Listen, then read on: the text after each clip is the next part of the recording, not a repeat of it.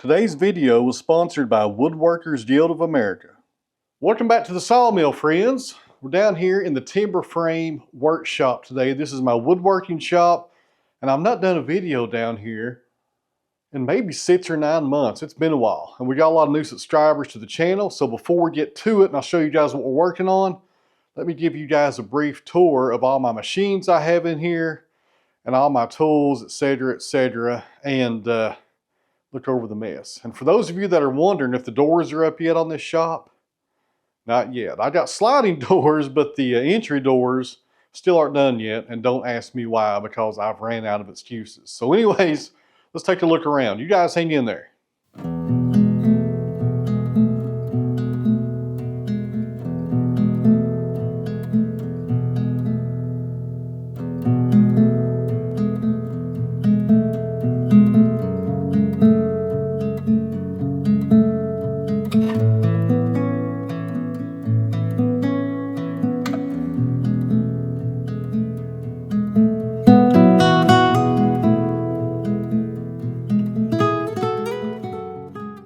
This shop is a timber frame. Actually, it's a timber frame right here in the middle. These rooms on the side are stick built, but the main area right here in the middle is 16 by 30, and it's a timber frame construction. I built this a couple of years ago. These posts are all made out of white pine, and I have black walnut up there for the braces. I did all this by hand. Well, I used a mortise machine, but I did all my joinery by hand for the most part. It turned out really good. I built this during COVID, and it kind of limited some of my construction I was wanting to do on this building. I was wanting to make it 2 stories, but due to COVID and the schools being closed, it just couldn't happen. So anyways, that's another story for another day. Right there is where you come in. I've got 2 sliding barn doors. Eventually, sooner than later, I'm going to put 2 entry doors on this side of those. That way it completely closes off the shop. Right now, it's not really closed off, I guess. Got a propane tank right there. That needs to go to the new shop. Got my drill press, my mortise machine for the timber frame build right there. That's a chain mortiser. See it a lot better right there. That's made by Makita. That's an expensive tool right there. It cost me about $1,400. Got all my timber framing chisels over there, a mallet. This wall is shiplap that I made here at the sawmill, made out of white pine. This is my sharpening station, and it's covered in dust and cobwebs because I've not been down here in a little while. I've got a vise mounted right there to that post. Got tools hanging everywhere, some draw knives, etc. There's stuff hanging everywhere around here. I've also got to finish the ceiling in this part. I'm using old barn tin. As you can see, I got a little bit further to go, but I'll get there eventually. A lot of projects here, a lot of projects. Got 2 flags right there. That's the Tennessee state flag, in case you're wondering. This is all kiln dried material. This is red and white oak. I'm not sure what I'm going to do with this. I need to do something with it though. It's been laying there for about a month or 2. This right here, guys, is the poplar I'm working on today. This is the poplar you all have seen me saw in the past, gosh, maybe half a dozen or so videos that I ran through the kiln. Got a really nice one right there on top. That one's got some rainbow in it. Now, as far as machines go, right here is my 20-inch Grizzly planer. It's got a helical head. I bought this about, maybe 8 years ago. It's a really good planer. I've used it a lot. Now, this machine right here, I haven't really used a lot yet. I bought it about 3 years ago. It's a hammer combination jointer planer. It's a 16-inch jointer.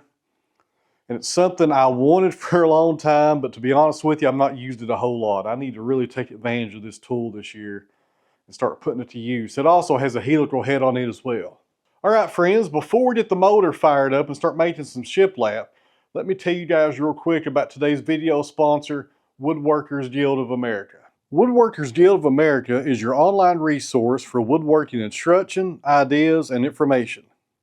Woodworkers Guild of America is an online community of knowledgeable, like-minded woodworkers where members can advance their skills, learn new techniques, and discover tons of step-by-step woodworking projects. So the Woodworkers Guild of America has tons of videos on their website, and the one that really helped me that I'm going to implement here at my sawmill is when they take a small log, it was about 2 foot long, and they put it on a regular bandsaw in their shop, and they made some boards out of it. That's going to really enable me here at my business to take smaller logs that I cut off that I thought would be waste or firewood in the past that I can now put on a large bandsaw and get some boards out of it. I've never seen anybody do that before, and it's pretty interesting to watch them do it. They teach through instructional videos taught by talented and friendly experts. Their professional instructors walk you through each technique with step-by-step demonstrations, providing their expert tips and tricks. You can connect with fellow woodworkers to ask questions, share ideas, and stay inspired. You can experience the satisfaction of joy in creating something truly one-of-a-kind with your own 2 hands. As a member, you'll have full access to Woodworkers Guild of America's live streaming tutorials and Q&As where our expert instructors share their tips, answer questions, and engage with the community in real time. The first 1,000 of my subscribers to click the link in the video description would get a full year of premium membership to Woodworkers Guild of America for only $1.49. Now friends, this offer is for new members only, so if you had a past membership to the Woodworkers Guild of America, you can't take advantage of this offer today with this video.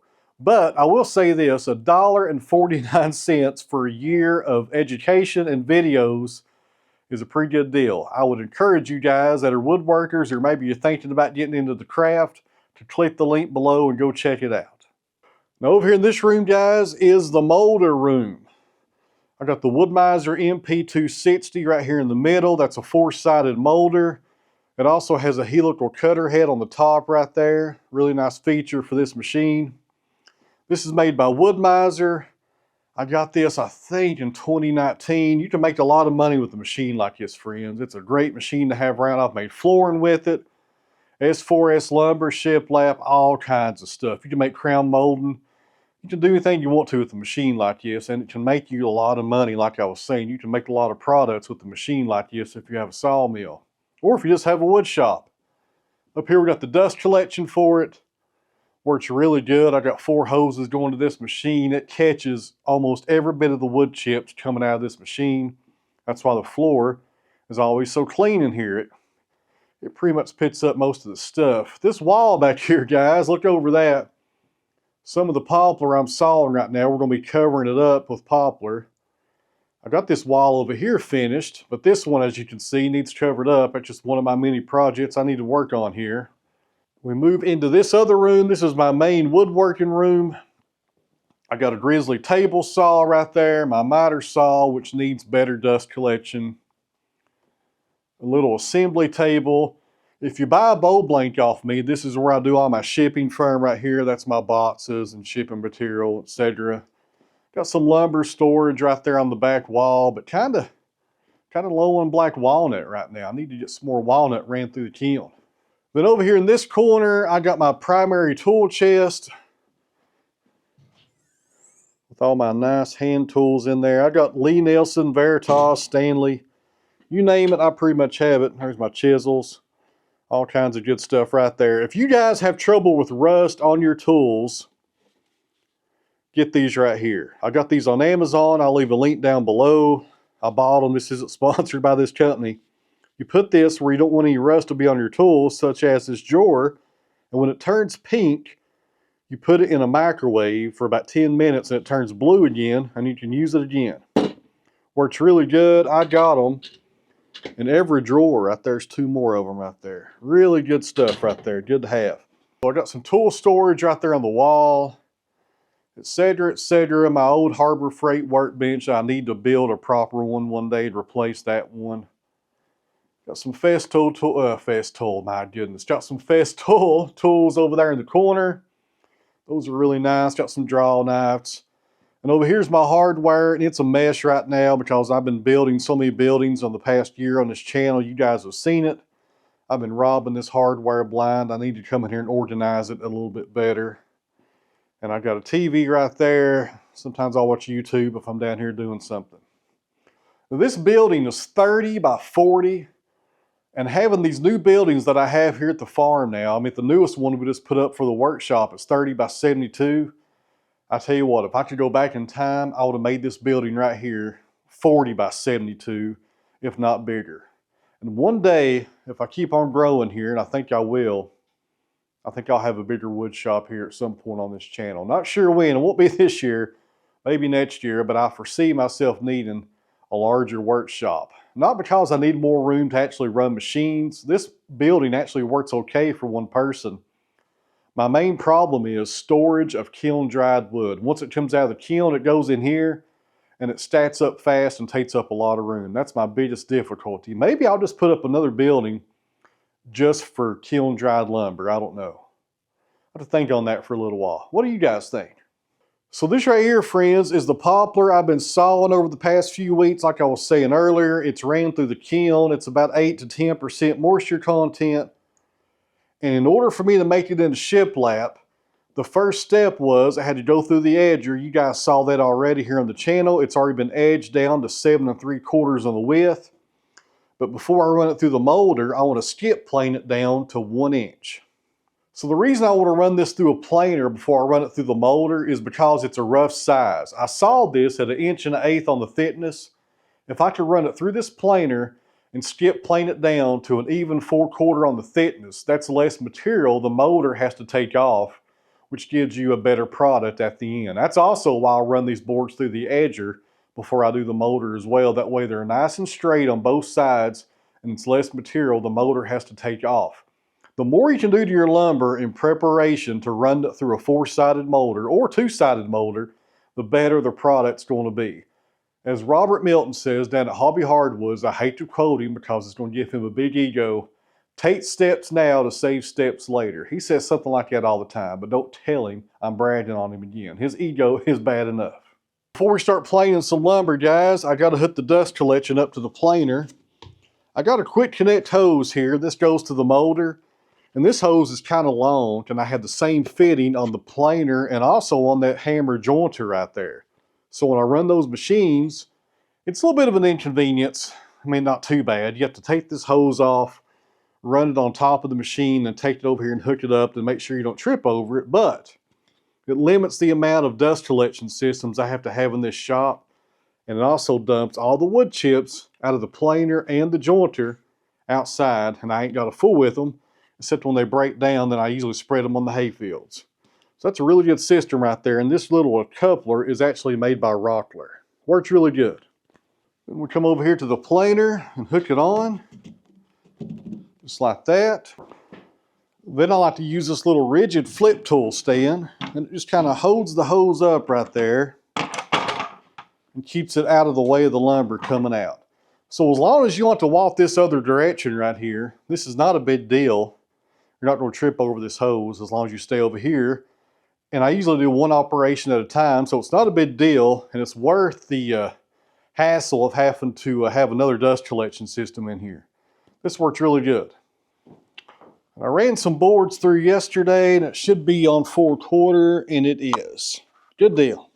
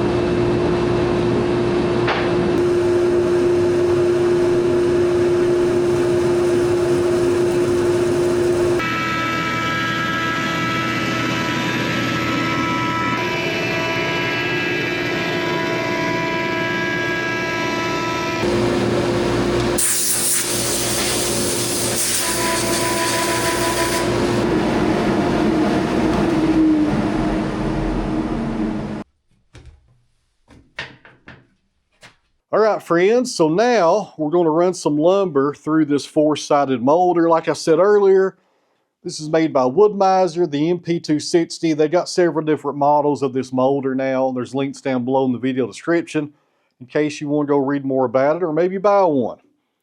So this molder right now is set up for shiplap. This side cutter is my shiplap profile. You can see it right there. That's ready to go. It's on both sides. Right there's the other one. This molder, if you're not familiar with it, the reason it's called a four-sided molder is it will surface all four sides of a board. So your lumber enters right here. These rollers control your lumber and they push it down. There's a bottom cutter right there that cuts the bottom of the board. This right here cuts one side, this cuts the other side. Then as the lumber exits the machine, it goes under this helical head right here, which surfaces the top. It's got another roller right here on the outside of it. A really nice machine, has a lot of different controls on it. I could control the speed of it right there with that motor. It's got a little dial on the side. Like I said, there's dust collection. There's no dust or nothing left over from this. Over here's the control panel. It works really good. This one runs off 220, but you can get 3-phase if you have it. So we're going to go ahead first, guys, and run a board through it, a sample board, and see if I got it set up right. Now this right here, that handle controls that cutter right there, which controls the width of your cut. When you're running a board through for the first time on a new setup like this, you got to do a few test pieces and kind of hone it in and get it just right. And then don't touch it until you're done making that particular item or product. So this first board it might get us close, but we may have to change this fence up just a little. Sometimes I get lucky and it's perfect on the first run, but not always.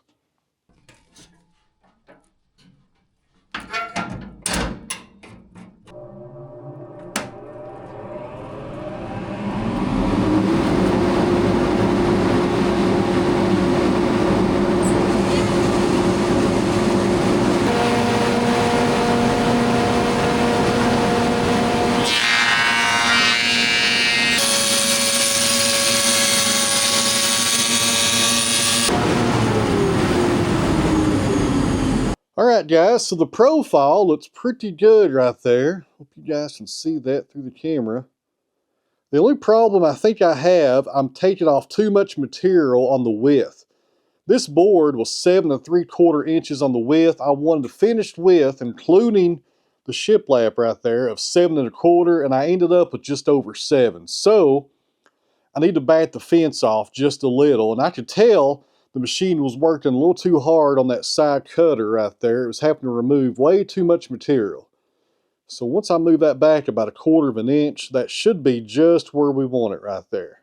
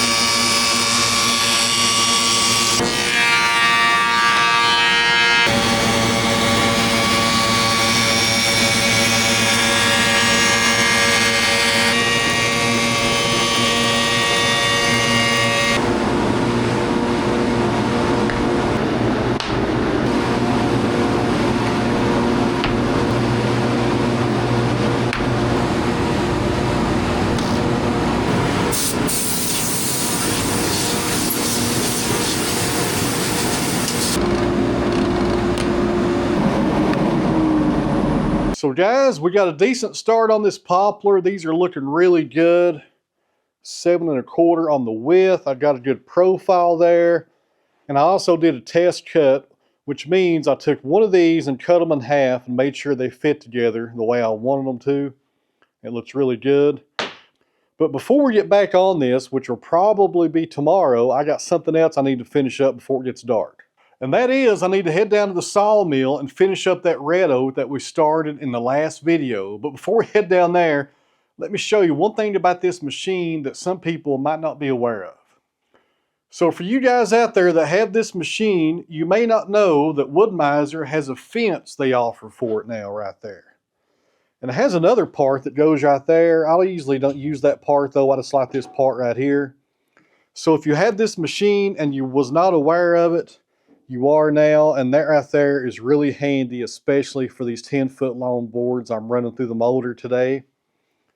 It's not real expensive. You can install it in just a few minutes and it's worth having. So if you have this machine and you don't have it, call WoodMizer and order it and thank me later. And if you're going to order this machine, get this fence with it.